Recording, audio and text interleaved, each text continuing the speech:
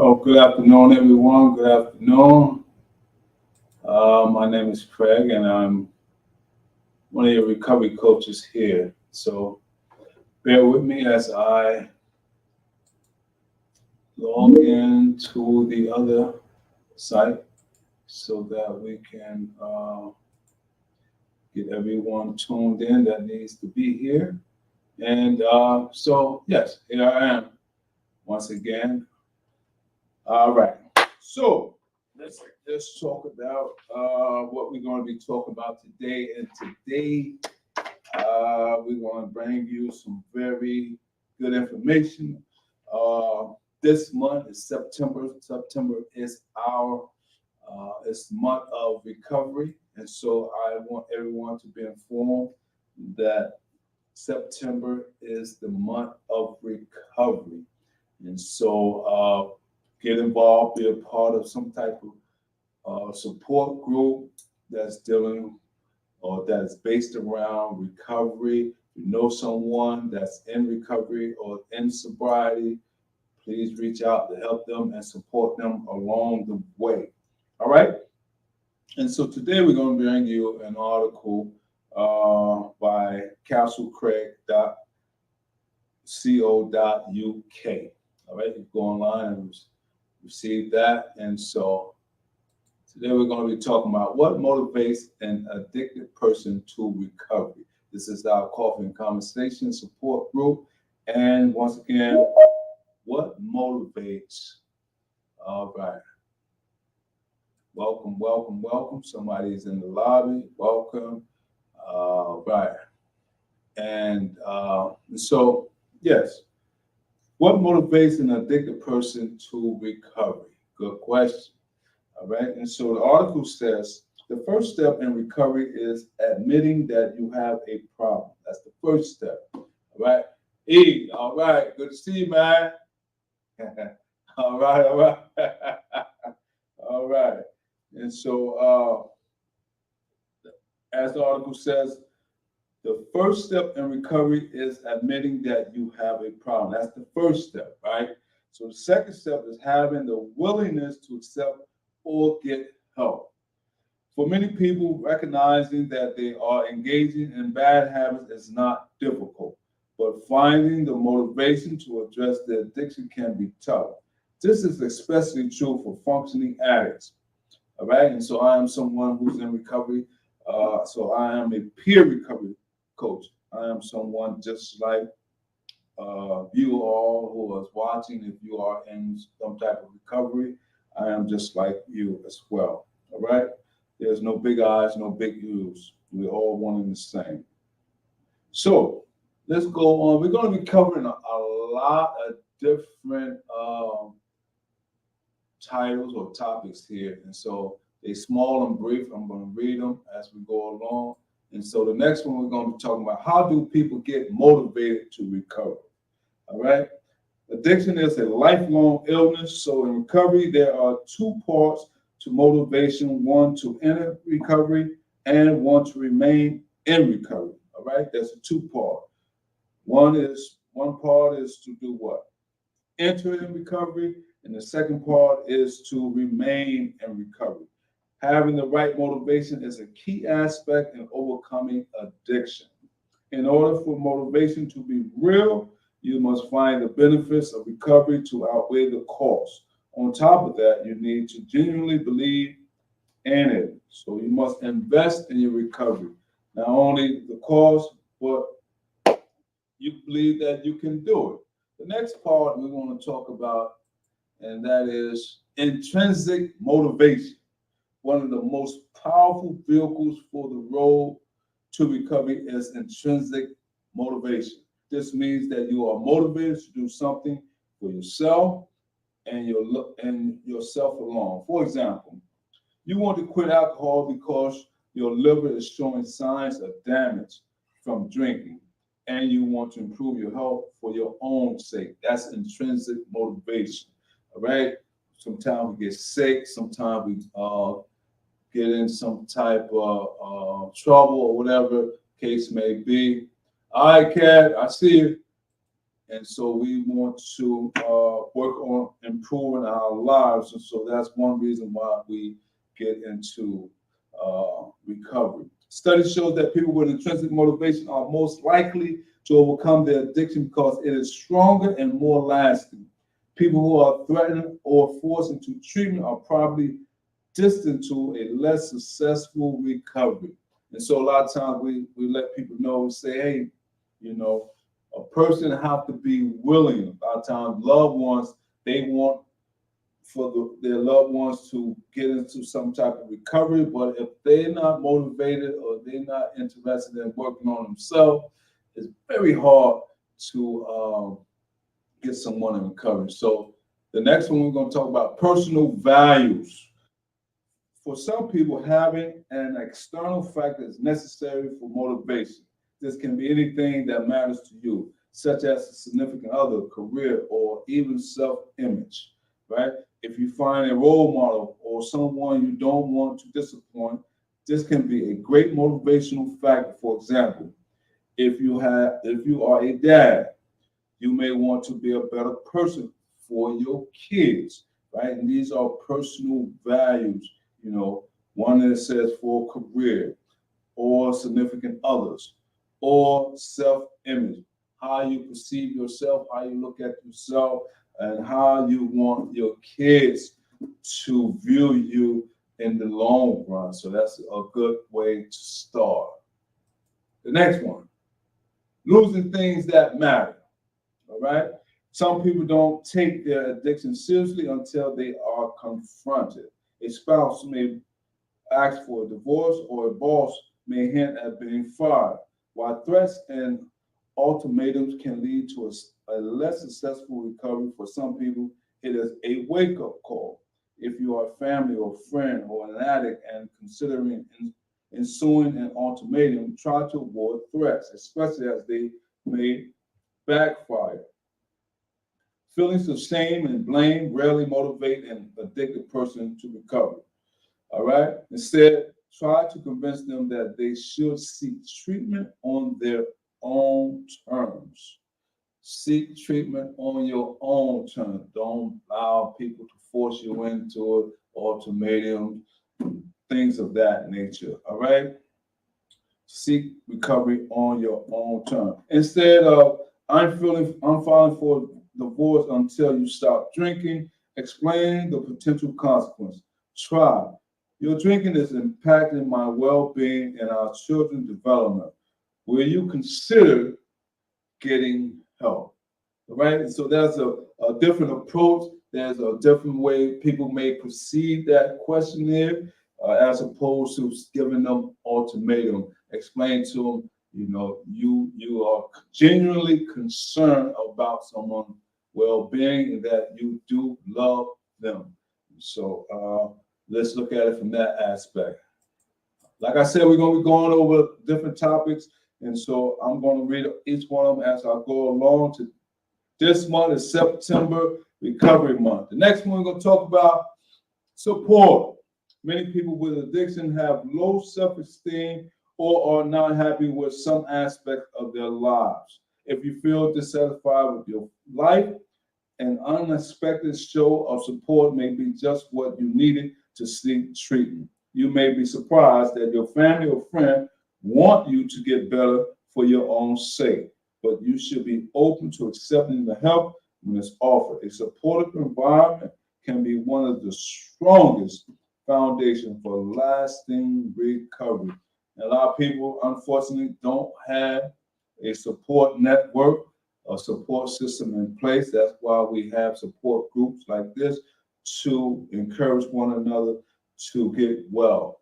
The next one we want to talk about the promise of a new future.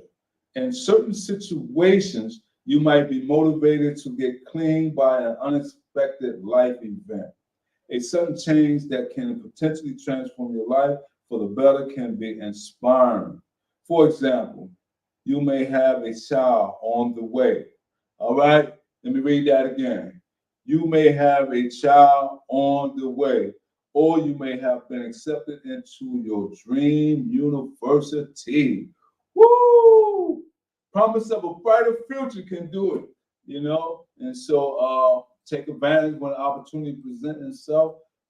Don't shy away from it. Meet the challenges head on. And hey, listen, as long as you put your best foot forward and have the right attitude, makes a world of difference. Next one, scary situations. The opposite is true as well. You may be confronted with a wake-up call due to your addiction. For example, you may have suffered an overdose, had a run-in with the law, or lost a lot of money at a casino. For me, my wake-up call, I don't know if it's, well, I say it's a scary situation. I was using drugs, committing crimes. I went to jail. I came home. I didn't want to make the same mistake. So that was a reminder for me, more like a scary situation, to the fact that why would I waste all my time going back, repeating the same behaviors and getting less results? So I made up my mind. I want to do better. So let's talk about the next one. A tragic event. All right. Wake up calls can also happen on a larger scale. Perhaps one of your parents just passed away. All right. So which makes you rethink your life. All right. You're talking about tragic events that can happen to a person. Or you were diagnosed with lung cancer after smoking for decades. All right. These are some serious scenarios, right? Maybe your action impacted on someone around you. You may decide to change after one event that brings you clarity on your addiction. And so these are some things that we should look at, consider, think about, because we never know what life is going to throw at us. And so I hope and pray that everyone is in their right state of mind at all times. Next one we want to talk about, rock bottom. Small or medium scale tragedies can help people realize that they are in trouble, or the guilt from it can motivate them to change. However, this is not always the case. In some situations, the stress or guilt is only temporary, and before they know it, are back to their old habits. Rock bottom refers to a situation where you realize that you cannot go any lower, and there is no doubt that something needs to change.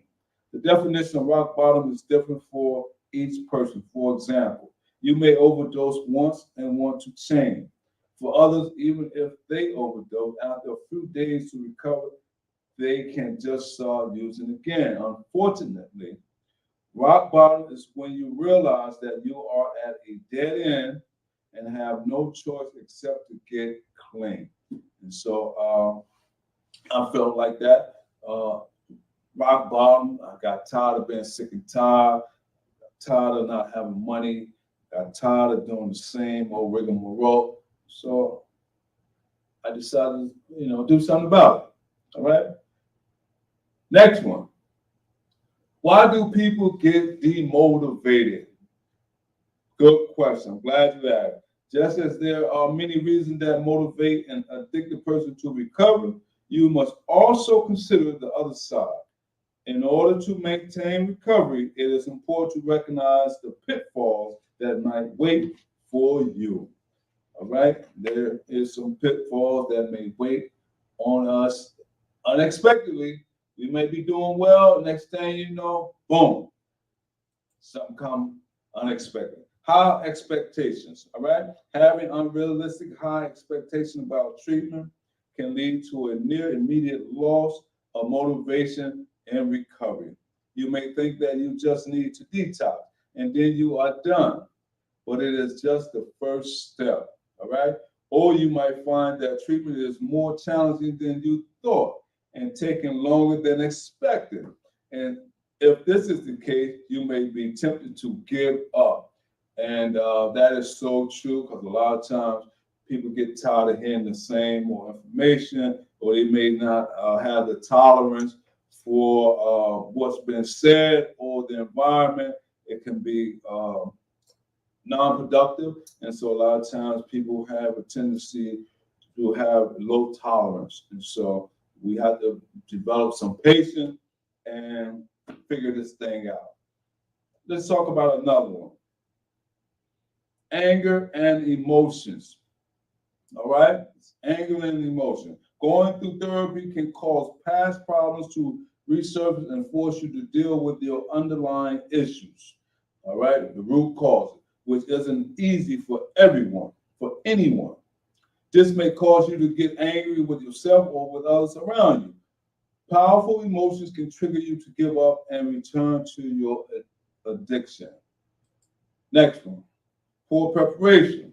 If you are not adequately prepared for living a sober life after treatment, you can easily fall back into bad habits. This is why continuing care is so important. And most good rehabs will provide this as part of the cost of treatment. Before you complete treatment and return back to your normal life, you must be prepared for a stressful situation. So true. For example, what if you go to a party where everyone is drinking? What if you get into a confrontation with your family?